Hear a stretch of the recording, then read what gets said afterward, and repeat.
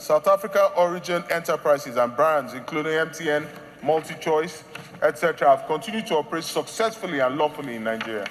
The Senate affirms that Nigeria has chosen the path of restraint, African brotherhood, and respect for the rule of law by rejecting reprisals against South African nationals and lawful commercial interests in Nigeria. The Senate has called for urgent diplomatic action over the renewed wave of xenophobic attacks, intimidation, and anti-foreign and violence targeting Nigerians and other African nationals in South Africa. The call followed a motion sponsored by Senator Asuko Ekpenyong during plenary, raising concerns over the growing insecurity faced by Nigerians living and doing business in South Africa. According to the motion, anti-migrant groups in South Africa issued an ultimatum directing undocumented foreign nationals to leave the country by June 30th, 2026. Following the expiration of the deadline, reports emerged of widespread fear, protests, displacement, and attacks on foreign-owned homes and businesses, leaving many Nigerians affected. The Senate noted that despite repeated attacks on Nigerian-owned businesses in South Africa, South African companies operating in Nigeria, including MTN and DSTV, have continued to operate without any form of retaliation, describing Nigeria's approach as one based on restraint, African solidarity, and respect for the rule of law. It's concerned that while Nigerian-owned businesses in South Africa have been attacked,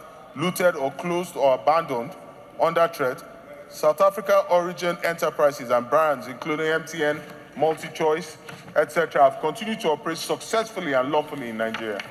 The Senate affirms that Nigeria has chosen the path of restraint, African brotherhood, and respect for the rule of law by rejecting reprisals against South African nationals and lawful commercial interests in Nigeria. Regrets that subsequent developments, including the voluntary repatriation of Nigerians and the expiration of the 30th June 2026 ultimatum, indicate that previous interventions have not provided sufficient protection or a lasting solution. While contributing to the debate, Senator Wasiu Eshilokun suggested that the federal government consider nationalizing South African-owned companies operating in Nigeria, with proceeds used to compensate Nigerians who have suffered losses from repeated xenophobic attacks. South African businesses in Nigeria, like MTN, MultiChoice, etc., should be nationalized and the proceeds/shares be used to pay Nigerians and Nigerian businesses who have suffered losses in the xenophobic attack in South Africa. However, former Senate Majority Leader Senator Yahaya Abdullahi advised against taking hasty measures, warning that the issue involves delicate diplomatic and international considerations that require careful handling to avoid unintended consequences. Mr. President, what is happening today in South Africa should not be misconstrued or seen mainly from its outside appearance. What is happening today, at the risk of being unpopular here, is a coordinated effort to destabilize that country, to remove the African National Congress from power, first from the former white minority government, with the aid of the United States of America, where former apartheid rulers have complained that they are being oppressed, forgetting the more than 100 years of oppression that they have meted to black South Africans. On the other side, there's a mobilization. Now on the black side, mainly from former President Zuma and the Inkatha, to delegitimize South African government with the support of other African countries. The position of those people who are now xenophobically attacking other Africans has a political purpose.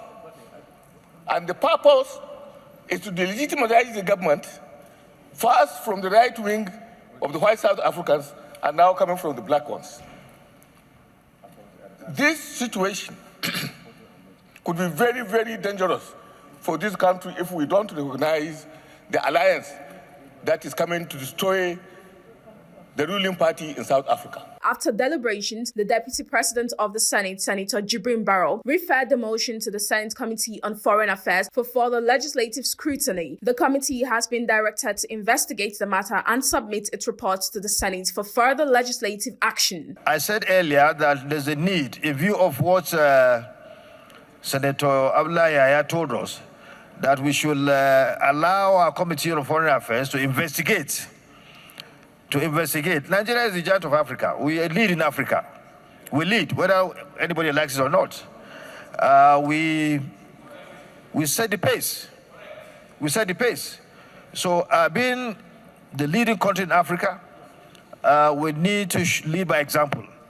I think we need to allow that committee to investigate, look at the entire scenario, the conspiracy angle to what is happening, and once we've gotten the necessary information, well-informed facts, then we can take action in line with what you've said. The Senate says it remains committed to protecting the lives, rights, and interests of Nigerians wherever they reside, and urged the federal government to intensify diplomatic engagement with South African authorities to address the recurring attacks.